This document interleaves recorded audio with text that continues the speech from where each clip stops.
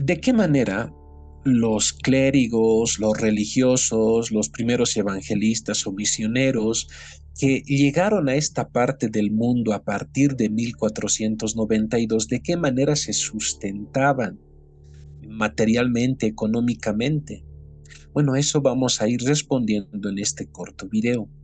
Recordemos que Cristóbal Colón llega en 1492 a esta parte del mundo. Unos 7 meses después, el Papa Alejandro VI va a emitir una bula conocida como la bula papal Intercetera o Intercaetera. Esto exactamente el 3 de mayo de 1493. Esto a solicitud de los soberanos Fernando e Isabel, cuando ellos se enteraron de estas tierras, cuando ellos se enteraron del descubrimiento de estas tierras, entonces solicitaron al Papa que les dé el título de posesión oficialmente. Entonces el Papa accede a eso, pero con una condición. La condición es que estos soberanos envíen a estas tierras misioneros, teólogos, expertos en la doctrina cristiana, para que instruyan en la fe, para que instruyan en la fe cristiana, en la doctrina cristiana a los nativos. Esa era la condición, que esta tierra sería dado a ellos, a sus descendientes, a perpetuidad, pero a condición de que envíe hombres instruidos para evangelizar a los nativos. Por esta razón, ya a partir de 1494 vamos a empezar a tener la presencia de clérigos en esta parte del mundo. Inicialmente llegarán a lo que nosotros llamamos como México, que era conocido como Nueva España. Tendremos en 1494 la presencia de la Orden de los Mercedarios. En 1510 tendremos la presencia de la Orden de los Dominicos. En 1524 tendremos la presencia de los franciscanos. En 1533 la de los agustinos.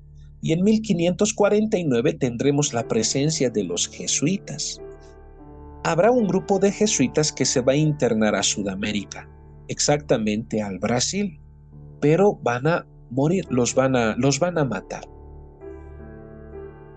Entonces, ya desde las fechas que hemos mencionado, vamos a tener órdenes religiosas que están relacionadas con el catolicismo romano y ya van a tener, ¿no?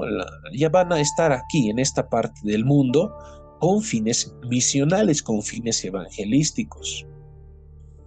Y al inicio, la preocupación de ellos era aprender el idioma de los nativos.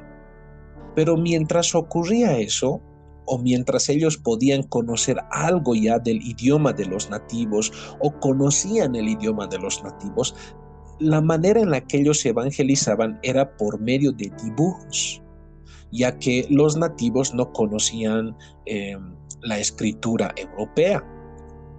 Ahí tenemos el famoso catecismo testeriano. Se conoce como catecismo testeriano a, a esta innovación de Fray Jacobo de Testera, de ahí el nombre de catecismo testeriano, que son una serie de dibujos que tratan de explicar la Biblia, que tratan de explicar el Evangelio, pero por medio de dibujos. Como vemos aquí en el gráfico, tenemos un clérigo, un sacerdote, enseñando por medio de dibujos a los nativos el Evangelio. Al inicio, en los primeros años de la conquista, estos clérigos caminaban juntamente con los conquistadores, es decir, recorrían de un lugar a otro, recorrían grandes distancias, ¿no? Y desarrollando lo que es su labor evangelística, su labor misionera. pero con el paso de los años se van a ir creando lo que se denomina reducciones. ¿Qué son las reducciones? En el libro de Historia de Bolivia de Carlos de Mesa Gisbert y familiares dice: con el nombre de reducciones se conoce la urbanización de la zona rural que consistió en reunir en un solo pueblo las aldeas prehispánicas dispersas. Así sabemos que en Caquiaviri se reunieron 23 pueblos antiguos, en Tiwanaku 10, en Jesús de Machaca 15, etc. Esto permitía reunir a la población para su cristianización y para el control presupuestario. En estos pueblos de indios no podían vivir españoles y solo se permitía la estancia de un cura doctrinero. En resumen, las reducciones, como lo hemos leído y escuchado, eran poblaciones que vivían en cierto territorio, pero que estaban dispersas y eran poblaciones pequeñas. Entonces, a estas poblaciones pequeñas las llevaban a un lugar en específico para crear una mancha urbana más grande de indígenas. Y en ese lugar solo podía vivir un cura doctrinero. Hablando de los europeos, de los españoles, solo podía vivir un cura doctrinero con fines de adoctrinar a las personas, ¿no? Con fines de enseñar la fe cristiana.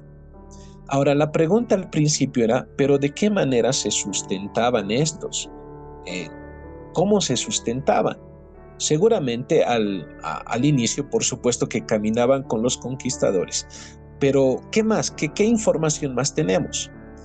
Tenemos la revista. A ver, voy a compartir esta revista. A ver, aguarden un momentito. Ahí está. Estamos compartiendo la imagen de la portada de esta revista que se denomina Estudios Bolivianos. Este es un número especial. El título principal es El discurso de la evangelización del siglo XVI. Ahora vamos a ir a la sección que nos interesa en este corto video con fin de responder la pregunta, ¿no?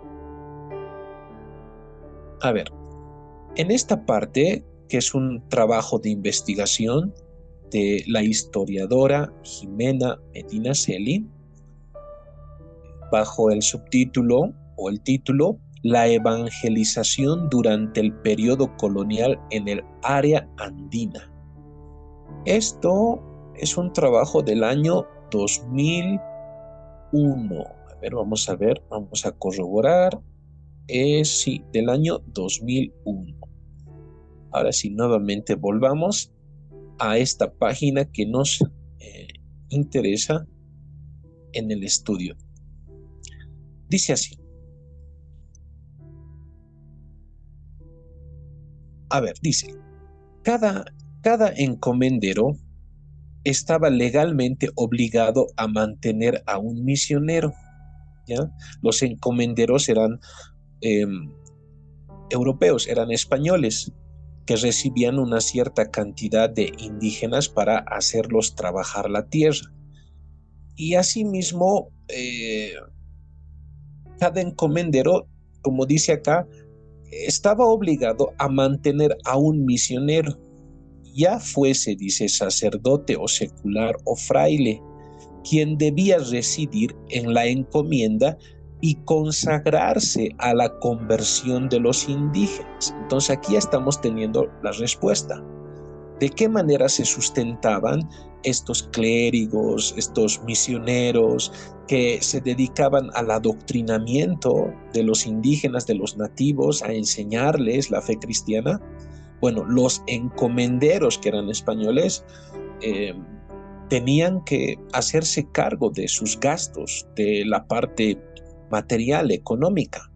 Pero a continuación dice, este ideal estaba lejos de realizarse, tanto por las guerras civiles que mantuvieron en pie de guerra al Perú colonial entre 1538 y 1548, por la ausencia de personas calificadas y lo poco atractivo que resultaba para un español, perdón, vamos a continuar. A ver, tuve un pequeño corte. Ahora sí. Por la ausencia de personas calificadas y lo poco atractivo que resultaba para un español vivir aislado en medio de una comunidad indígena.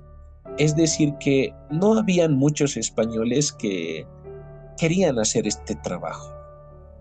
Bueno, en la letra de pronto decía que los encomenderos debían hacerse cargo en la parte material económica de los misioneros, pero no muchos españoles, quizá muy pocos, les interesaba realmente pasar a esta parte del mundo para realizar este trabajo.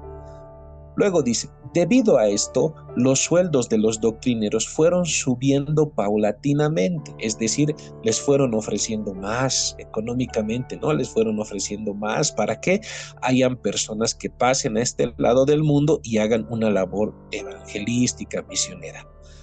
Pero la investigación de Medinaceli dice, y aún así, muchas veces fue imposible encontrar uno. ¿Ya? En la documentación aparecerá solo esporádicamente contratos entre el encomendero y su doctrinero. El doctrinero se convertía literalmente en su capellán y algunas veces integraba las comitivas de las campañas militares. En otras ocasiones se transformaron en administradores de los bienes del encomendero. Dada la inmensidad de la empresa, se optó por la instrucción intensiva de un grupo de niños que solicitaban al cacique, dice, ¿no? Además de su sueldo, los doctrineros recibían parte del trabajo y productos de los indígenas para mantenerse y a veces enriquecerse. Pero raros fueron los casos que un doctrinero permaneció mucho tiempo en una región. Normalmente se quedaban de manera temporal, dice. A partir de 1550, o sea, seguimos en el siglo XVI, la jerarquía de la iglesia comenzó a ejercer cierta presión para que los doctrineros permanecieran un mínimo de 3 años en una doctrina. Pero esto no se cumplió debido a los cambios en la propia administración. Por otra parte, muchos doctrineros se buscaban la vida como mercaderes, prestamistas, propietarios de tierras, etc. Algunos abiertamente mercantilistas, pero otros francamente al borde de la miseria. Es decir, que algunos, aparte de la labor que tenían que hacer de adoctrinar, bueno, cumplían otras funciones y quizás incluso descuidaban su labor de adoctrinar, pero habían otros que quizás eran mucho más conscientes y prácticamente terminaban en el borde, al borde de la miseria, dice, ¿no? Bueno, gracias por ver este corto video.